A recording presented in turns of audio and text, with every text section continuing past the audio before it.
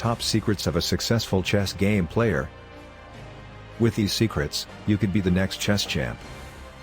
Secret number 1. Castle early. Castling is a move that allows you to move your king to safety and bring your rook into play. Once all the squares between your rook and the king are unoccupied, you can move the king 2 squares toward the rook while the rook moves to the square on the king's other side. If your opponent neglects to castle, you might be able to launch an attack on his king. This is the only move in which more than one piece may be moved in a turn. Secret number 2. Attack in the middle game. After you've brought all your knights and bishops into the game and castled, these moves are your opening. The middle game begins. In the middle game, always be on the lookout for ways to capture your opponent's men. Take any piece that your opponent doesn't protect. Will you get picked off? Always be looking for ways to move lots of your men into position to attack the enemy king. Secret number 3. Lose pieces wisely. You'll take some of your opponent's pieces. Some of your pieces will be taken. You must figure out what is and isn't a good swap. Use these points to figure out whether you're making a good move if you're going to lose one of them. Queen, 9 points.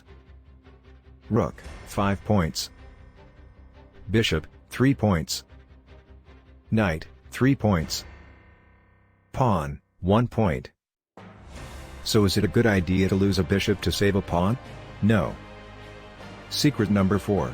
Don't play too fast. If you see a good move, sit on your hands and look for a better one. Patient thinking is the key to chess success. Secret number 5. Win the endgame. After you and your opponent swap pieces and you're down to just a few men, the endgame begins. Now the pawns become more important. If you can advance a pawn to the farthest row away from you, that pawn becomes a queen. A big success. Let your king attack, too, as long as he stays out of reach of your opponent's remaining pieces, especially the queen, and does not let himself to be checked.